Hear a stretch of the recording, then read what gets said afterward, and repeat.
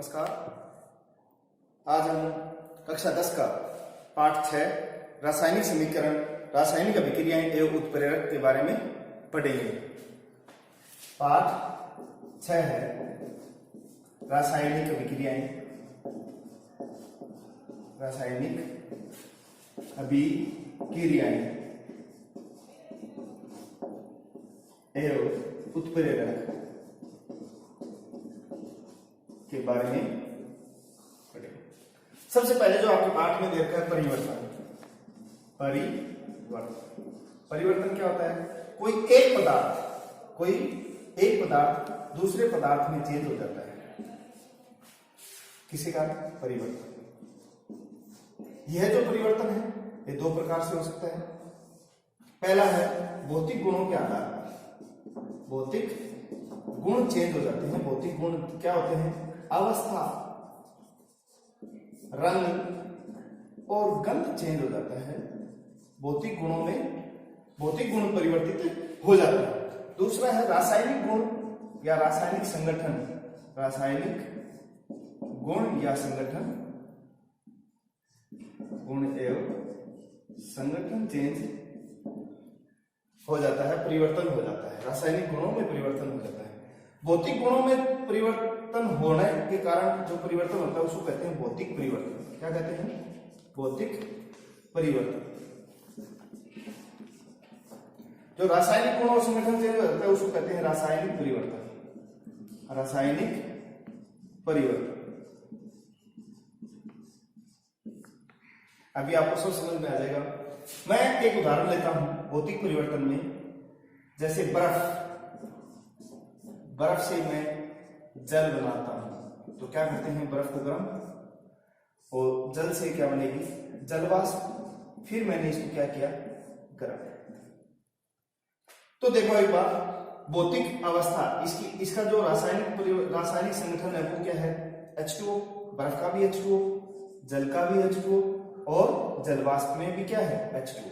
तीनों में ही क्या है? H2O। अगर मैं परिवर्तन का कारण हटा लूं, यानी इसको मैं संघनन करके मैं वापस जल बना सकता हूं। संघनन विधि द्वारा वापस जल बना सकता हूं। ये गर्म किया, ये ठंडा करके, ये भी वापस संघनन विधि द्वारा वापस बर्फ बना सकता हूं। यानी ये गर्म किया है, वो कारण हटा दिया, वापस ठंडा किया तो ये बर्फ बन गया।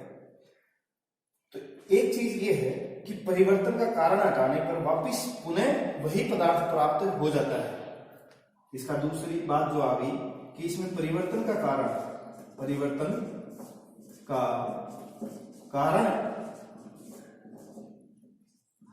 हटा देने पर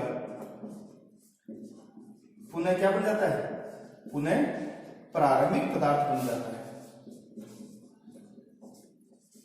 प्रारंभिक पदार्थ बन जाता है। बना कि नहीं बना?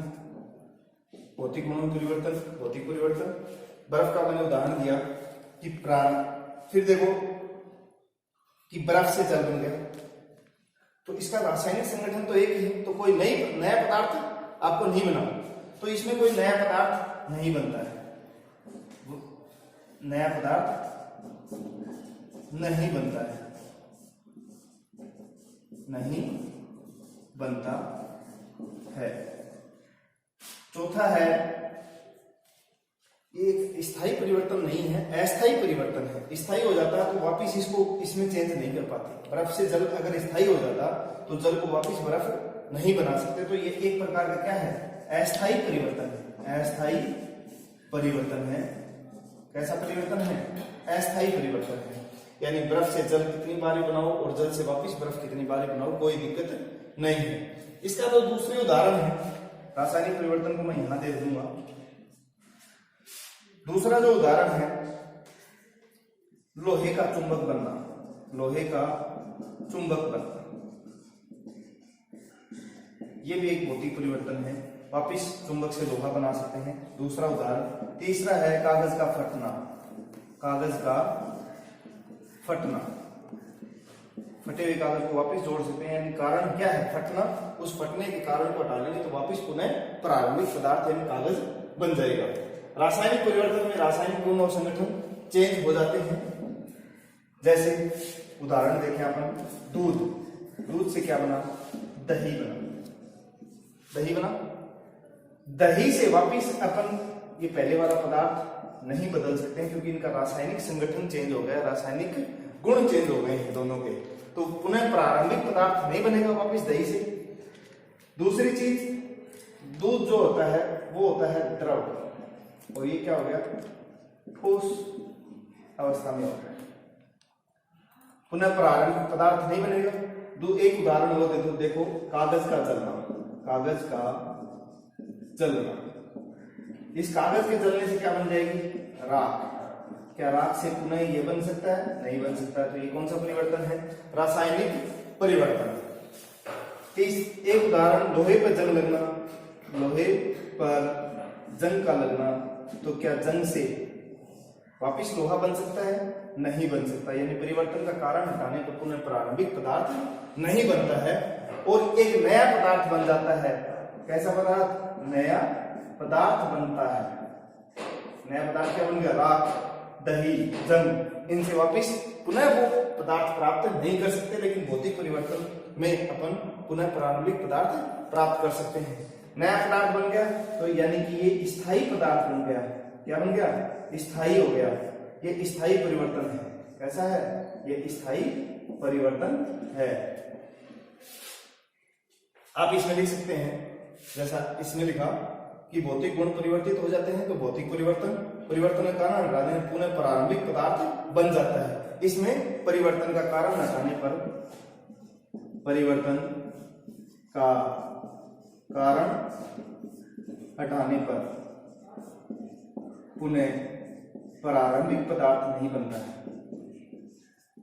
जो शुरुआती जो पदार्थ था, पदार्थ नहीं बन पाता, पदार्थ नहीं बनता।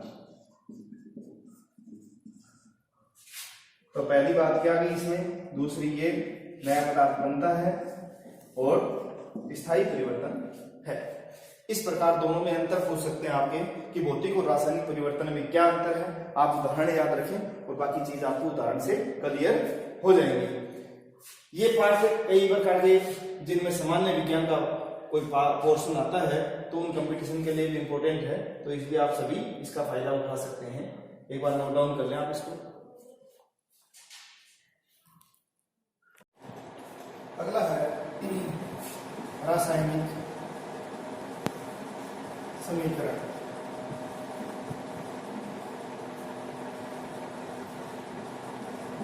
रासायनिक समीकरण, रासायनिक समीकरण में क्या होता है कि रासायनिक, इसमें एक तो होता है जो पदार्थ रिएक्शन करते हैं आपस में, इनको बोलते हैं अभिकारक। ये अभिकारक आपस में मिल करके क्या बनाते हैं, उत्पाद बनाते हैं। एक उत्पाद या अनेक, तो ये उत्पाद। इस प्रकार जैसे उदाहरण में बताऊं, कार्बन प्लस ऑक्सीजन जुड़ करके क्या बने, CO2। तो ये कार्बन और ऑक्सीजन जुड़ के क्या बनाते हैं, कार्बन डाइऑक्साइड बनाया। तो ये दोनों क्या है, अभिकारक या क्रियाकारक है। अभिकारक या इसको बोलते हैं क्रियाकारक।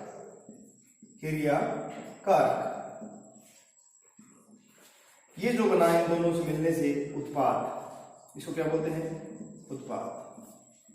यानी कि अपन बात करें रासायनिक समीकरण की, तो अभिकारक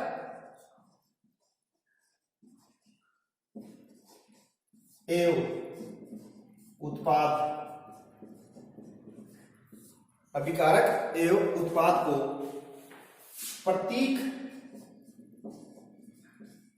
प्रतीक चिन्हों के माध्यम से, प्रतीक या रासायनिक सूत्रों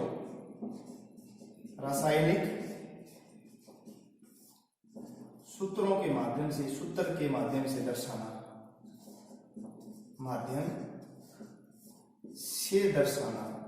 क्या कहलाता है, रासायनिक समीकरण कहलाता है। तो रासायनिक समीकरण की परिभाषा, अभिकारक एवं उत्पाद को प्रतीक या रासायनिक सूत्र के माध्यम से दर्शाना क्या कहलाता है? रासायनिक समीकरण। इसके पश्चात जैसे अपन बात करें रासायनिक समीकरण की, तो इसमें जो अभिकारक होते हैं जिनसे कोई किन्हीं दो के बीच में अभिक्रिया होती है, जो अभिक्रिया में भाग लेते हैं, रासायनिक अभिक्रिया में भाग लेने वाले, रासायनिक अभिक्रिया में भाग लेने वाले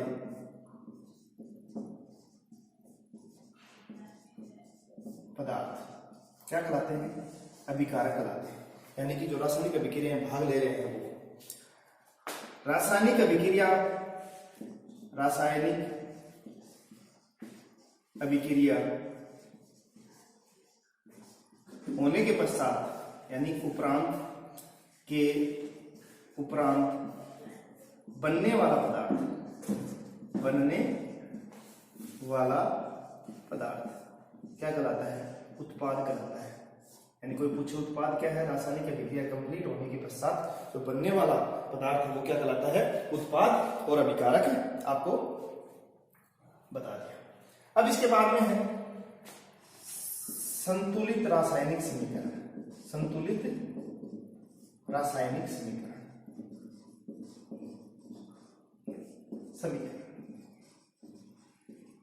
संतुलित रासायनिक समीकरण में इसी उदाहरण में देखें आप कि अभिकारक और उत्पाद में, दोनों में जो तत्व है उनकी संख्या, उनके तत्वों के परमाणुओं की संख्या समान है। जैसे यहां कार्बन कितने हैं? 1। यहां भी कितने हैं? 1। ऑक्सीजन यहां कितने हैं? 2। यहां भी कितने हैं? 2। यानी कि इस समीकरण के अंदर जो तत्व हैं उनके परमाणुओं की संख्या अभिकारक और उत्पाद दोनों में समान है, तो यह क्या कहलाती है? रासायनिक समीकरण कहलाती है। इसमें द्रव्यमान संरक्षण का नियम लगता है। द्रव्यमान संरक्षण का नियम लगता है। संरक्षण का नियम के अनुसार क्या होता है कि द्रव्यमान में तो निर्माण होता है, द्रव्यमान का न तो निर्माण होता है और न ही विनाश, यानी न तो द्रव्यमान उत्पन्न किया जा सकता, विनाश, और न ही द्रव्यमान खत्म किया जा सकता है। इस प्रकार जैसे संतुलित जो रासायनिक समीकरण नहीं होती उसको क्या बोलते हैं? कंकाली समीकरण बोलते हैं। क्या बोलते हैं? कंकाली समीकरण। जैसे एक उदाहरण Fe+H2O, मैं यहां से Fe3O4+4H2 की बात करता हूं। यहां Fe सिर्फ 1 है, यहां पर 3 है, तो ये अलग अलग है, संतुलित नहीं है ये, क्योंकि ये अभिकारक हो गए और ये उत्पाद इससे बना। यहां हाइड्रोजन 2 है, यहां हाइड्रोजन 4 दूनी 8 हाइड्रोजन है। यहाँ ऑक्सीजन यहां कितने हैं? 1 है, और ऑक्सीजन यहां उत्पाद में 4 है, तो सभी अलग अलग हैं। उत्पाद और अभिकारक में तत्वों के परमाणुओं की संख्या अलग अलग है। इस समीकरण को कहते हैं कंकाली समीकरण। क्या कहते हैं? कंकाली समीकरण। कंकाली समीकरण। जब इसमें अपन अभिकारक और उत्पाद में दोनों में तत्वों के परमाणुओं की संख्या समान कर देंगे तो ये वो समीकरण क्या हो जाएगी? संतुलित समीकरण। जैसे करते हैं Fe+H2O बना क्या? Fe3O4+4H2। इसमें देखिए आप कि Fe कितने हैं? 3। तो यहां भी अपने को अभिकारक में क्या करने हैं? Fe को क्या बनाना है? 3। तो अभिकारक में 3 यहां, तो 3 Fe हो गए, यहां 3 Fe हो गए। ऑक्सीजन कितने हैं? 4। तो यहां ऑक्सीजन अपना 1 है, अगर इसका गुणा मैं 4 से यहां से कर दूं, 4 यहां आ गए, तो 4 दूनी 8। हाइड्रोजन कितने हो गए? 8। यहां भी कितने हैं? 8। ऑक्सीजन के आगे गुणा हो गया, यानी 4 गुणा में ऑक्सीजन, तो अणु कितने हो गए? 4 अणु हो गए ऑक्सीजन के 4 अणु हो गए। तो तो इस प्रकार ये 4 यहां लिखने से अब Fe के 3 ऑक्सीजन 4 है, तो ऑक्सीजन ये 4 हो गए, 4 आगे लगाने से हाइड्रोजन कितने 8, 4 दूनी 8, 4 दूनी 8, तो उत्पाद ये बन गया उत्पाद, और ये अभिकारक हो गए, अभिकारक या क्रियाकारक भी बोलते हैं जो आपस में क्रिया करते हैं।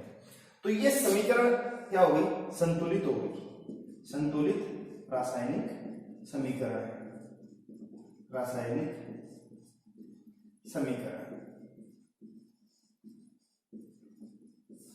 इस प्रकार 2 या 2 से अधिक अभिकारक मिलकर के 1 या 1 से अधिक उत्पाद बनाते हैं, वो रासायनिक अभिक्रिया कहलाती है, रासायनिक समीकरण कहलाती है। इसमें अभिकारक जो रासायनिक अभिक्रिया में भाग देते हैं उसको अभिकारक बोलते हैं। रासायनिक अभिक्रिया के उपरांत बनने वाला जो पदार्थ है वो क्या कहलाता है, उत्पाद। कंकाली समीकरण जो संतुलित नहीं हो, जिसमें द्रव्यमान संरक्षण का नियम लागू नहीं हो, उसको कहते हैं कंकाली समीकरण। संतुलित रासायनिक समीकरण जिसमें द्रव्यमान संरक्षण का नियम लागू हो, यानी द्रव्यमान न तो निर्माण होता है और न ही नष्ट होता है, प्रत्येक तत्व के परमाणुओं की संख्या दोनों तरफ समान होती है, उसे संतुलित रासायनिक समीकरण कहते हैं। इसको आप नोट डाउन कर लें एक बार या स्क्रीनशॉट ले लें।